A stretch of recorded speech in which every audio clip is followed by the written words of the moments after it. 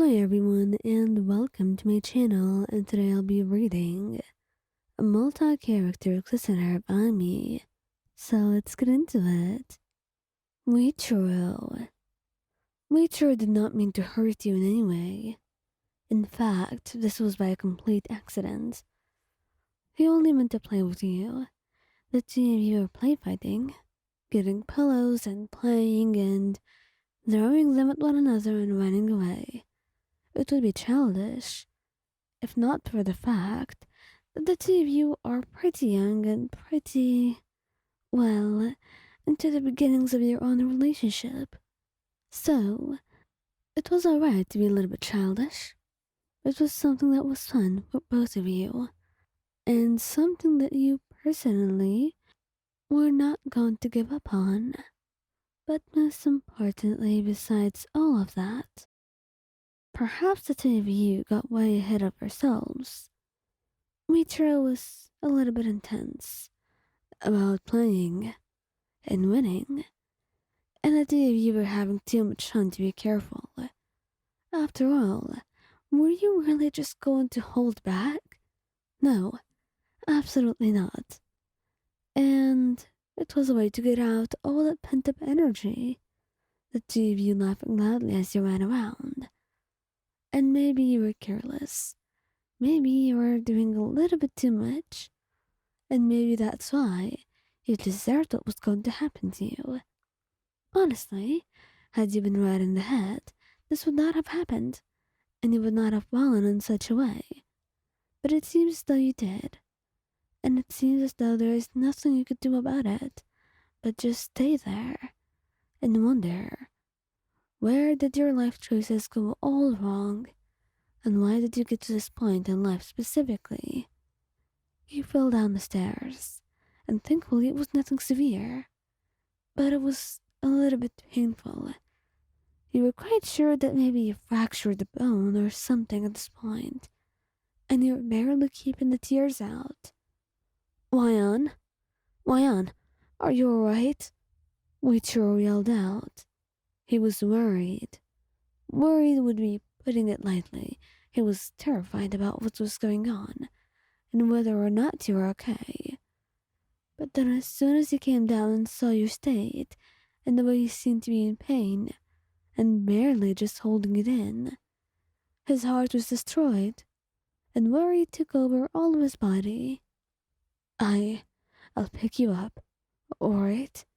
And then I'll carry you to bed and, yeah, you'll be alright, he said, and he nodded to his words. He seemed to be helplessly trying to comfort himself, and you perfectly understood him. He carried you in his arms, gently, and went all the way upstairs, taking you to your bedroom. He kissed you on the forehead, apologetic.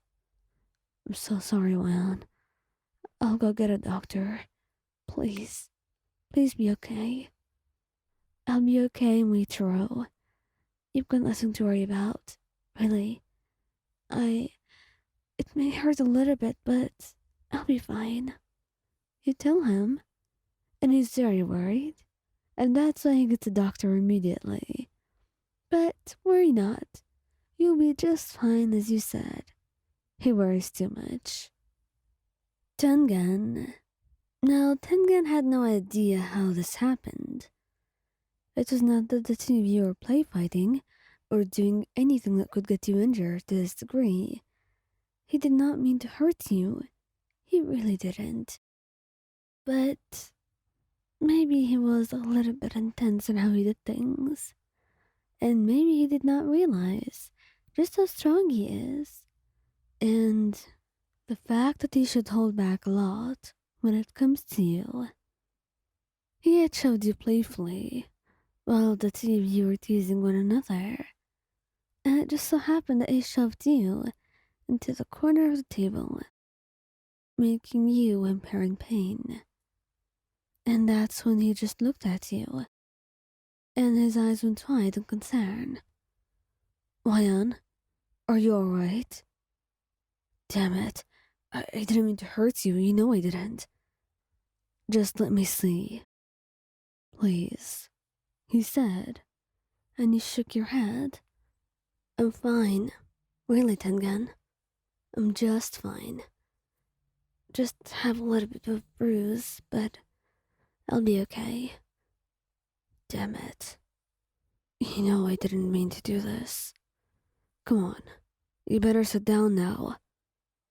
I said I'll be fine. No, you won't. Now sit down. I'll get us some ice or something. And he did ice your bruise. He was extremely gentle about this. And you couldn't help but melt, seeing how he was so soft and sweet with you, not wanting to hurt you even a little bit. You could tell that he cared a lot, and even though it was a silly mistake, and yes, it could have been avoided, but it wasn't really something for you to worry about, and you barely even felt it at this point. You have gotten that many bruises just by clumsily bumping into things. So, you're quite used to this, really. However, Tengen would always care about you. That was something you trusted him to do, and right now proved to be no different. And once he was done, he leaned down to kiss your bruise, looking up at you. I'm sorry, darling. I guess I was too rough with you.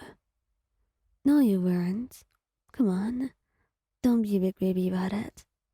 I'll be fine, he said sweetly, cupping his face in your hands and leaning in, leaving a soft kiss on his forehead.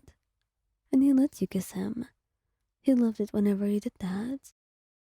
And he couldn't help but wrap his arms around you, pulling you in as you wrapped your arms right back around him, the two of you enjoying being in each other's arms. And maybe it wasn't so bad that this happened, if it means he's going to dote on you for the rest of the day. It wasn't like he didn't already do that, but you know you're just about to be spoiled, because he gets guilty over the littlest things. And you do try. You really try to make him not feel bad for it.